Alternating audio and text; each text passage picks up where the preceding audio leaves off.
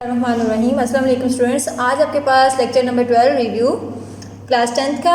Students सबसे पहला article है 2.7.2 टाइप डिक्लेरेशन कैरेक्टर। इसमें स्टूडेंट्स आप क्या करेंगे, आपके पास ये टेबल बहुत इंपॉर्टेंट है, ये एमसीक्यूज़ के लिहाज से, ठीक है। आप लोगों ने इसे एमसीक्यूज़ के अकॉर्डिंग इसको याद करना है। नेक्स्ट देखें, टाइप ऑफ वेरिएबल्स आपने दो टाइप्स पढ़ी थी, numeric variable and string variable. Students ये आपको सेपरेटली भी शॉर्ट क्वेश्चन आ सकता है कि न्यूमेरिक वेरिएबल क्या होते हैं, स्ट्रिंग वेरिएबल्स क्या होते हैं। और स्टूडेंट्स आपके पास इनके नाम भी पूछे जा सकते हैं कि आपके पास टाइप्स कितनी होती हैं वेरिएबल्स की, ठीक है। एज अ लॉन्ग ये इंपॉर्टेंट है। आप क्या कर सकते हैं, इसमें दो टाइप्स हैं, आप इनको डिटेल में इसी तरह बताएंगे, ठीक है। नेक्स्ट आपके पास क्या आता है, कॉन्स्टेंट्स। कॉन्स्टेंट्स की डेफिनेशन आती है, आप कॉन्स्टेंट यहाँ से लेकर यहाँ लेंगे। आपके पास कॉन्स्टेंट की दो टाइप्स हैं, एक है न्यूमेरिक कॉन्स्टेंट, नेक्स्ट आपके पास आता है स्ट्रिंग कॉन्स्टेंट्स, ठीक है। आपने क्या करना है, अगर ये सेपरेटली आएंगे तो आप न्यूमेरिक कॉन्स्टेंट की डेफिनेशन लिखेंगे, और आप नेक्स्ट में अगर आपके पास यहाँ से आती है तो आप स्ट्रिंग कॉन्स्टेंट की डेफिनेशन लिखेंगे। स्टूडेंट्स नेक्स्ट आपके पास सिंगल प्रिसिशन कॉन्स्टेंट्स ये क्या होते हैं, और डबल प्रिसिशन कॉन्स्टेंट्स क्या होते हैं, इसकी डेफिनेशन यहाँ से आप थोड़ी सी ले लेंगे। सिंगल प्रिसिशन वेरिएबल्स की यहाँ तक लिख लीजिएगा, डबल प्रिसिशन की यहाँ से हम यहाँ तक कवर कर लेंगे, ठीक है। आपके पास ये जो मैंने आपको इनके पर्पसेस समझाए थे कि आपके पास एक्सपोनेंशियल का क्या होता है और एक्सप्लेनेशन मार्क का क्या होता है पर्पस, ये आपने इसको भी साथ ही एज आ एमसीक्यूज़ के अकॉर्डिंग याद करने, ठीक है। और स्टूडेंट जिस तरह आप देखें, ये लास्ट में इस तरह पूछा जा सकता है, डबल कोटेशन मार्क में आप लिखा हो कोई वैल्यू, तो आपसे पूछा जाए कि ये स्ट्रिंग कांस्टेंट है, वेरिएबल है, ठीक है। आपने इसके अकॉर्डिंग आपने इसके अच्छी तरह एग्जांपल्स देखें। और स्टूडेंट ये जो आपके पास ये करैक्टर्स है ना, ये आपके पास पता होना चाहिए कि आपके पास 255 करैक्टर्स आते हैं, ठीक है। नेक्स्ट आपके पास आती है बेसिक कमांड्स। बेसिक कमांड्स में क्या कौन सी होती हैं, आपके पास ऑटो कमांड ये आ जाती हैं, आपके पास एज एमसीक्यूज़ में भी आ जाती हैं, और स्टूडेंट ये आपके पास प्रैक्टिकल्स में भी आती हैं। आपने क्या करना है, ऑटो कमांड और साइंटिक्स इज मोस्ट इंपॉर्टेंट स्टूडेंट, क्योंकि साइंटिक्स के बगैर आपके पास अगर एक डेफिनेशन का आप लिखते हैं ना, आप यहाँ से लेकर डेफिनेशन लिखते हैं, और आपके पास ये जो साइंटिक्स है, साइंटिक्स के अलग नंबर होते हैं, ठीक है। नेक्स्ट देखें, आपके पास ये डिफरेंट, ये लास्ट में देखें आपके पास है कंट्रोल ब्रेक और कंट्रोल सी, ठीक है। आपने इसको भी याद करें कि ये एमसीक्यू से पूछा जा सकता है। नेक्स्ट आपके पास डॉट का पर्पस क्या है। आपके पास इसी तरह ऑटो में देखें डिफरेंट्स आपके पास आती हैं। ऑटो 100 इस तरह से पूछा जा सकता है कि इसका क्या मकसद होगा, ये ऑटो आप लिखेंगे देन वो क्या जनरेट करेगा। आपको पता है कि सिंपल लाइन नंबर जनरेट करेगा। अगर हम इस तरह लिखते हैं तो इसका मतलब क्या है, उसमें 50 में इंक्रीज़ करता जाता है 50 नंबर्स। देन इसी तरह डिफरेंट उसके पर्पसेस भी पूछे जा सकते हैं एमसीक्यूज़ में। देन आपके पास मैंने आपको ड्यूरिंग लेक्चर भी बताया था कि कंपैरिजन भी पूछा जाता है अक्सर। क्लियर कमांड क्या होता है, CLS कमांड क्या होता है, ठीक है। आप इन्हें केयरफुली याद करेंगे, क्लियर कमांड क्या होता है और आपके पास CLS कमांड होता है। सेपरेटली तो ये पूछी जाती हैं, आपने इनको सेपरेटली याद करना है विद सिंटैक्स। नेक्स्ट आप देखें, आपके पास ये भी बहुत इंपॉर्टेंट है कि अगर हम क्या करें, क्लियर के बाद CLS के बाद क्या लिखें, ज़ीरो लिखेंगे, तब क्या पर्पस होगा। ज़ीरो का मकसद क्या होता है कि आपका सारा टेक्स्ट भी और ग्राफिक बोथ डिलीट हो जाते हैं, ठीक है, या क्लीन हो जाते हैं। अगर हम CLS के बाद 1 लिखें, इसका मतलब ओनली ग्राफिक जो आपकी स्क्रीन में होगी वो डिलीट हो जाएगी। 2 का पर्पस होता है कि आपका टेक्स्ट डिलीट हो जाएगा, ठीक है। आपने इसको भी याद करना है एज एमसीक्यूज़। और अगर आपके पास ये आपके पास शॉर्ट आता है देन भी आप यहाँ तक सारा इसकी विद एग्जाम्पल लिख देंगे। नेक्स्ट आपके पास आता है डिलीट कमांड, ठीक है। डिलीट कमांड और किल कमांड में कंपैरिजन आता है। आपको ये पता होना चाहिए डिलीट कमांड का पर्पस होता है जो हम एक लाइन जो होती है प्रोग्राम में वो डिलीट हो। आप यहाँ से लिखेंगे डेफिनेशन और ये आपके पास साइंटेक्स। अगर आपने एग्जाम्पल 2 लिख देंगे इनफ है, आप ज़्यादा लिख देंगे। अगर आपके पास 4 नंबर का आता है जिस तरह A और B पार्ट में, देन आप लिखेंगे, लेकिन ये एज अ लॉन्ग नहीं आता। आपके पास 1-2 यानी कि आपके पास 4 आ जाती हैं 8 मार्क्स की। नेक्स्ट आपके पास आता है एडिट कमांड। एडिट कमांड क्या होता है, जब आपने किसी में मॉडिफाई करना हो अपने प्रोग्राम, ठीक है, आप उसमें यूज़ करते हैं। ये आपके पास क्या डेफिनेशन है। नेक्स्ट आपके पास साइंटेक्स है, ठीक है। आपके पास नेक्स्ट आता है फाइल्स कमांड। फाइल्स कमांड में क्या है, आपके पास ये स्टार्टिंग डेफिनेशन है, यहाँ पे साइंटिक्स है। साइंटिक्स में यहाँ पे मैंने आपको स्टैटिक और क्वेश्चन मार्क का क्या मकसद आता है, यानी कि हम लोगों ने इसे हम वैसे वाइल्ड कार्ड पढ़ते हैं, यहाँ पे इसका पर्पस बताना है कि आप किस लिए यूज़ करते हैं। ठीक है स्टूडेंट, यहाँ पर आपको पता होना चाहिए स्टाइल का मतलब होता है कुछ भी, यानी कि आपका पाथ आप जो भी यूज़ कर रहे हैं या उसकी एक्सटेंशन जो मर्जी हो। ठीक है, आपके पास क्वेश्चन मार्क का मतलब ये होता है एनी करेक्टर, यानी कि आपने अगर ए वाली फाइल लिखनी है तो हम क्वेश्चन मार्क लिख लेते हैं उसका, जिस तरह लास्ट में हमने पढ़ा था MAI, यानी कि आपके पास ये 3 करेक्टर्स होना लाजमी है। ठीक है, नेक्स्ट आपके पास आती है किल कमांड। किल कमांड की डेफिनेशन आप याद करेंगे, विद सिंटैक्स याद करेंगे, इंटरप्रिटेशन याद करने की आपको ज़रूरत नहीं होती स्टूडेंट। यहाँ से आप 2 एग्जांपल्स ले लीजिएगा। यहाँ पर आप क्या करेंगे, ये वाला पैराग्राफ थोड़ा इंपॉर्टेंट है, आप इसको याद करेंगे। नेक्स्ट आपके पास आता है list command, definition, syntax and then you learn the examples. ठीक है, एनी 2। नेक्स्ट आपके पास एनी आपने 2 तब याद करनी है अगर आपके पास शॉर्ट में आएगा तो 2 एग्जांपल्स बहुत हैं, नहीं तो आप क्या करेंगे, ये सारी एग्जांपल ए बी पार्ट में आता है या 2 आती हैं या 4 नंबर की आती हैं, देन आप ये सारा ही लिखेंगे। ठीक है, यहाँ से इंटरप्रिटेशन में ये वाली जो लाइन है कि आपकी वैल्यूज़ किधर से कितनी लाइंस हो सकती हैं, तो आपको ये पता होना चाहिए कि आपकी 0 से लेकर 65,529 होंगी। देन देखें लास्ट में आप जाएंगे स्टूडेंट्स तो लोड कमांड आती हैं, लोड कमांड की डेफिनेशन, सिंटैक्स, और यहाँ से आप क्या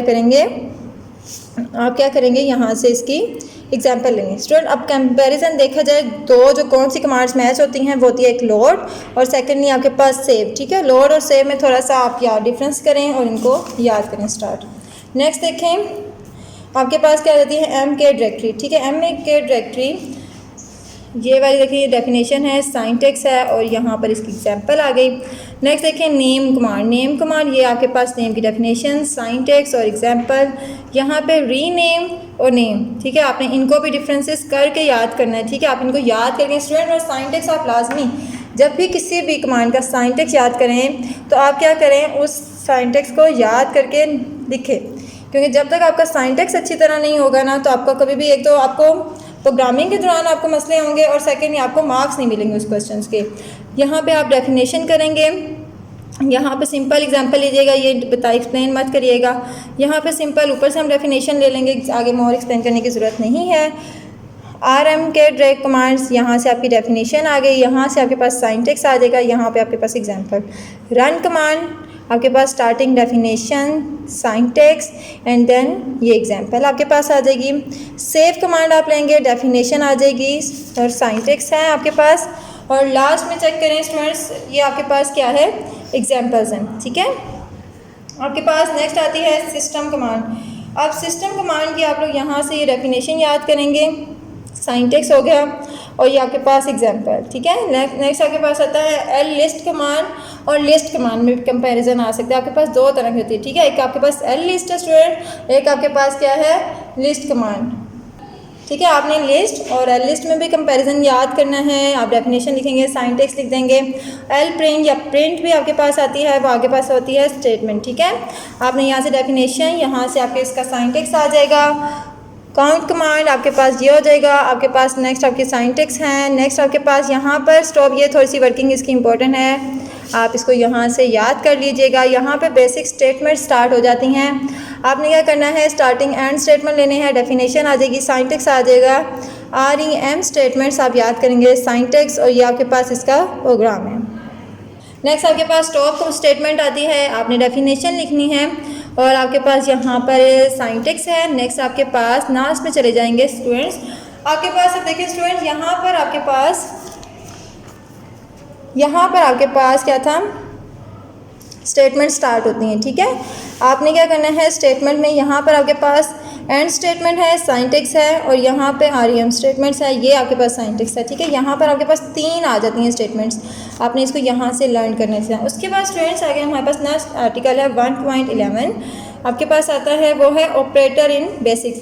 अब स्टूडेंट ये जो ऑपरेटर्स होते हैं, ऑपरेटर वैसे ही लॉन्ग में भी आ जाता है। ठीक है, लेकिन ऑपरेटर का क्या होता है, छोटे छोटे सिंबल्स लेकर आपसे पूछा जाता है कि इसका क्या पर्पस है, या इसको आप अलजेब्रिक फॉर्म में एक्सप्रेशन में कैसे लिखते हैं। ये बेसिक एक्सप्रेशन मोस्टली आता है क्योंकि आप बेसिक लैंग्वेज पढ़ रहे हैं, इसीलिए बेसिक में मोस्टली आ जाता है। लेकिन आपके पास अगर लॉन्ग आएगा तो देन आप सारा ही लिखेंगे, इसको अटैम्प्ट करेंगे। लेकिन अगर ये शॉर्ट आता है या फिर आप थोड़े स्पेसिफिक लिखेंगे और कुछ आप पर्पजेस आप एग्जांपल के साथ तो ये ऑपरेटर बता देंगे। लेकिन अगर लॉन्ग आएगा देन आप इसका टेबल ड्रा करेंगे और सारा एक्सप्लेन करेंगे। ठीक है, आपके पास ये टेबल्स भी बहुत इंपॉर्टेंट है और डेप्थ। ठीक है, आपके पास टेबल भी बहुत इंपॉर्टेंट है। और आपके पास नेक्स्ट देखें, आपने रैशनल ऑपरेटर हैं, रैशनल आपने इनको अच्छी तरह ही याद करना है। आपको पता होना चाहिए लॉजिक ऑपरेटर क्या होता है, रैशनल ऑपरेटर क्या होता है, लॉजिक की डेफिनेशन ये है आपके पास। और नेक्स्ट आपके पास आ जाता है कॉनकैटिनेशन। कॉनकैटिनेशन यानी कि आपके पास दो स्ट्रिंग वैल्यू को हम कैसे कंबाइन करते हैं। या आपके पास एग्जांपल भी दी गई है कि आपने इस तरह एक वेरिएबल लिया, उनको ये वैल्यू साइन की वेरिएबल या साइन किया, ये डबल कोटेशन मार्क में स्टूडेंट्स हमने इसलिए लिखा है कि हमारे पास ये क्या है, स्ट्रिंग है, ठीक है। जब हम इन्हें कंबाइन करवाते हैं तो इस तरह हम इनको इकट्ठा लिख सकते हैं। तो आपको पता होना चाहिए कि आप उसके दरमियान में कौन सा साइन लगाते हैं। ये इस तरह स्पेसिफिक नहीं आता, लेकिन आपको आइडिया होना चाहिए, शॉर्ट में आ सकता है। असाइनमेंट ऑपरेटर असाइन करने वैल्यू को असाइन करने के लिए होता है, ठीक है। आपको ये भी आ सकता है कि a इक्वल टू 10 या 10 इक्वल टू a, तो आपको इस तरह की वैल्यूज डिफरेंसेस पता होना चाहिए कि किस तरह हमने किसी भी वैल्यू को देना है। यहाँ पर ये इसका सिंटैक्स है आपके पास, ये आपके पास एग्जाम्पल। अगर आप थोड़ी सी यहाँ से डेफिनेशन दे देते हैं, ये आप सिंटैक्स देते हैं, देन इसको ये एग्जाम्पल देते हैं, तो इट्स मीन कि आपका यहाँ पर ये क्लियर है। नेक्स्ट आपके पास ऑपरेटर प्रेसिडेंस। आपके पास ये देखें, आपके पास पहले कौन सी किस तरह हमने सोल्व करना है इसमें ये बताया गया था। आपने इसकी कोई डेफिनेशन ख़ास नहीं है, लेकिन आपने यहाँ से लेकर फिर भी आप इसको याद कर लें। और इसका अगर आप इसको इसी तरह लर्न करेंगे।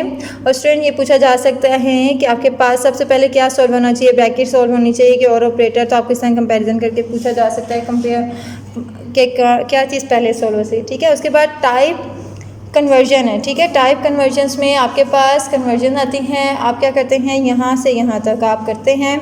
ये आपके पास थोड़ी सी एग्जाम्पल के साथ है, आप इसको एज अ शॉर्ट ही याद करेंगे।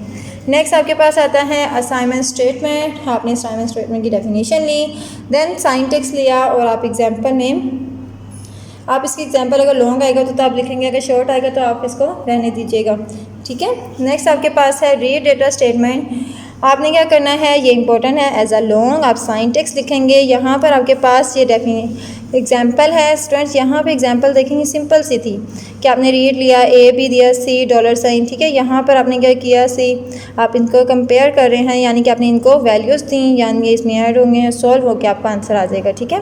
रीड स्टेटमेंट आती है, डेफिनेशन है, सिंटैक्स है। और नेक्स्ट आपके पास ये सारा आप लोग लिखेंगे। आपके पास नोट्स में भी इसका क्वेश्चन बहुत अच्छे से आप वहाँ से याद कर लें। आपके पास ये दोबारा एग्जांपल आ जाती है। नेक्स्ट आपके पास है रीस्टोर स्टेटमेंट। आप डेफिनेशन लिखेंगे, सिंटैक्स लिखेंगे, और आपके पास ये एग्जांपल है उसके पास, ठीक है। नेक्स्ट आपके पास ये पैराग्राफ, इस तरह के जो पैराग्राफ होते हैं, डू यू नो, ये आपको सेपरेटली दिए जाते हैं, इनको ज़रूर लर्न किया करें, इसमें से MCQs वगैरह आने के चांसेस होते हैं, या शॉर्ट क्वेश्चन आंसर। नेक्स्ट आपके पास आता है इनपुट स्टेटमेंट। इनपुट स्टेटमेंट में आप डेफिनेशन देंगे, सिंटैक्स लिखेंगे, और आपके पास यहाँ पर मैंने आपको बताया था कि आपके पास क्वेश्चन मार्क का मतलब क्या हो, क्वेश्चन मार्क कब होता है, यानी कि सेमीकोलन या कोमा कब आता है, इसका क्या पर्पसेस है, ये भी आपने साथ देखना है इसमें। प्रिंट स्टेटमेंट आप स्टार्टिंग से लेते हैं, डेफिनेशन आती है, सिंटैक्स आ जाता है, उसके बाद ये एग्जांपल है उसने इसमें दिए हैं, ठीक है, आप इसमें से देख लें।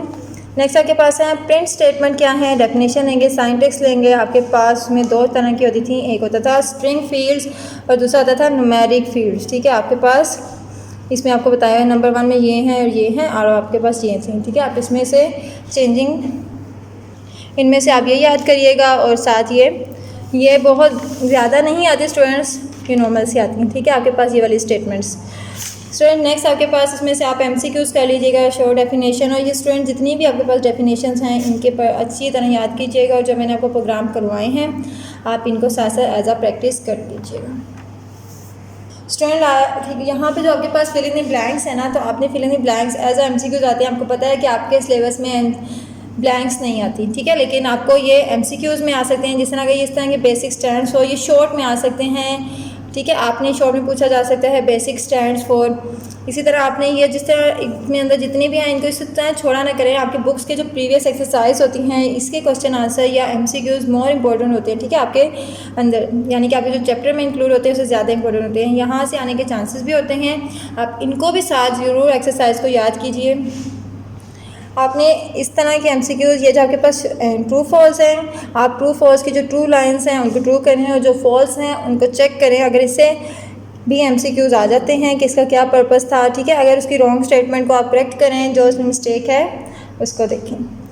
और स्टूडेंट डेली का डेली आप याद किया करें, और आपको जो भी उस लेक्चर में प्रॉब्लम हो वहाँ आप पूछा करें, या आप लोग लिख लें, जैसे आप स्कूल आएंगे तो आप पूछ लीजिएगा, और आपको फिर भी कोई मसले हैं तो आप मैसेज करके पूछ सकते हैं। ओके, अल्लाह हाफिज़।